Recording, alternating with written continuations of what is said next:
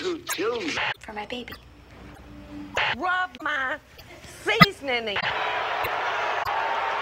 My name is Brad, and I'm a conservative Republican.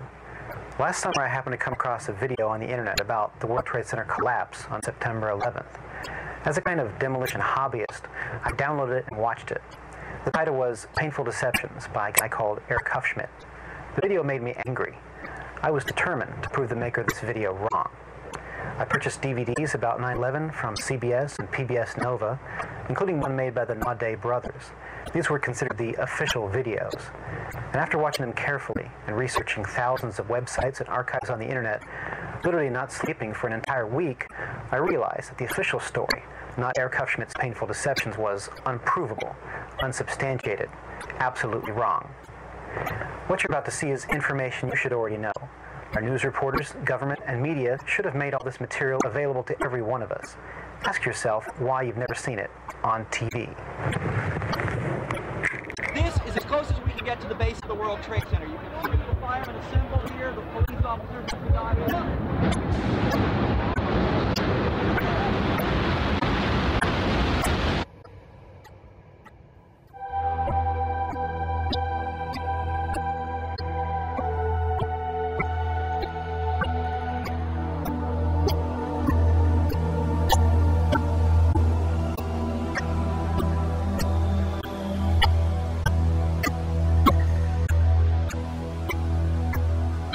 On September 11th, we learned that 4 passenger planes were hijacked and taken radically off course.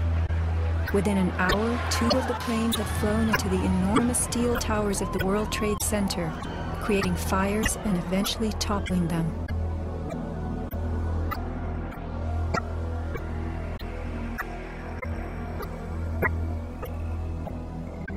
Dazed by the news, the American public soon believed the fires in the towers had burned so hot they caused the steel frames of the buildings to give way.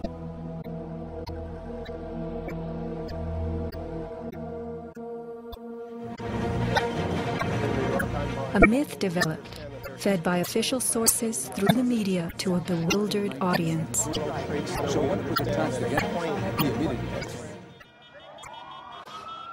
Elements of the myth. The impact of the airplanes, gallons of burning jet fuel, steel melting, the buildings failing and suddenly imploding. In a mere 10 seconds, 110 stories hurtled earthward, pulverizing into dust. Right from the start, on the street itself, the official story was born. Come out of nowhere and just scream right into the side of the Twin Tower, exploding through the other side. And then I witnessed both towers collapse, one first and then second, mostly due to structural failure because the fire was just too intense.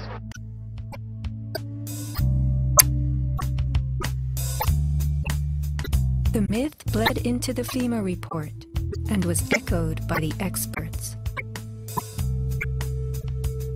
It was the combination of the impact load doing great damage to the building, followed by the fire that caused collapse. John Skilling and Les Robertson were the structural engineers who designed the streamlined steel frames of the Twin Towers in the 1960s.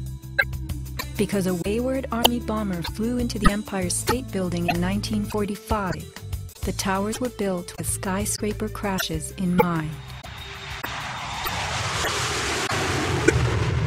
The airplane we were envisioning was the largest airplane of its time, flying slowly and low, lost in the fog.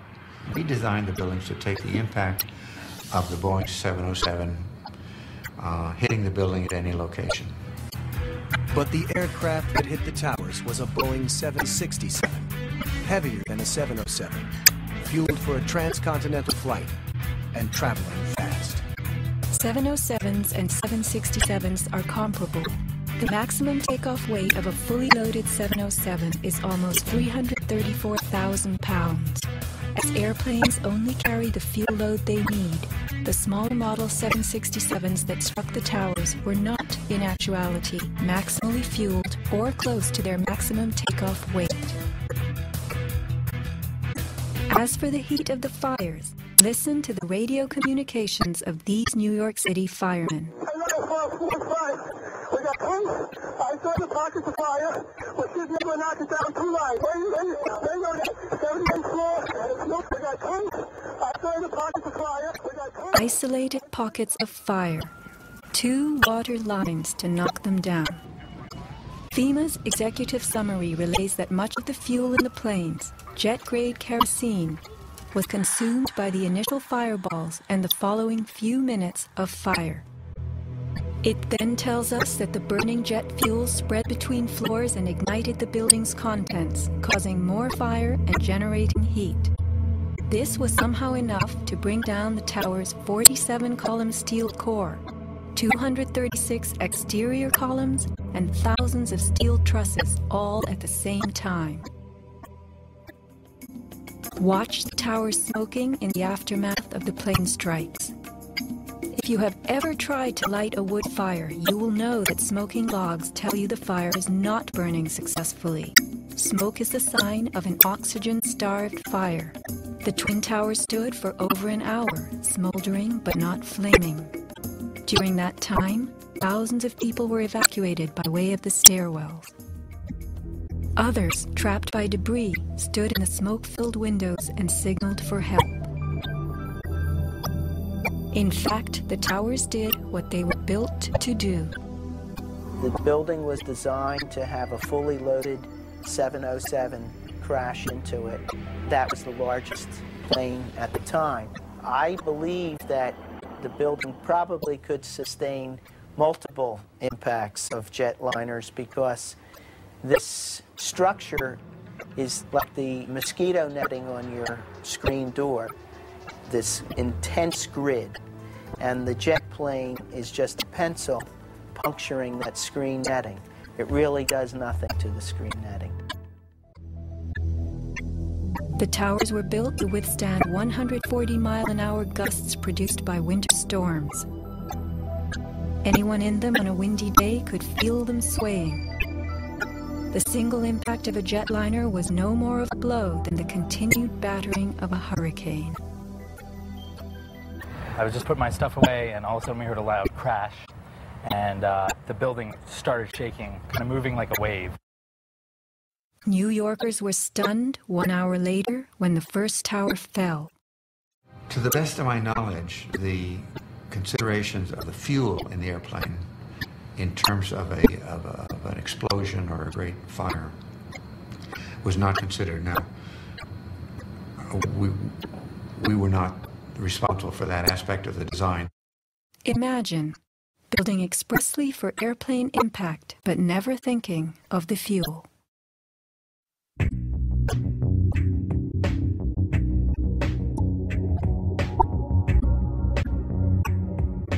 Never before in the history of the world has a steel building collapsed due to fire. I have not seen, until recently, a protected steel structure that has collapsed in a fire. True infernos have raged hot and long in steel-framed buildings, but not one of the buildings ever came down. In 1975, the World Trade Center's North Tower suffered a nighttime fire that flamed for 3 hours, spreading vertically from floor to floor. It burned twice as long as the fires of 9/11 without even a hint of a building collapse. In February 2005, the Windsor Tower in Madrid, a skyscraper undergoing reconstruction, sustained a 20-hour fire. This is what was left, a standing building strong enough to support a crane.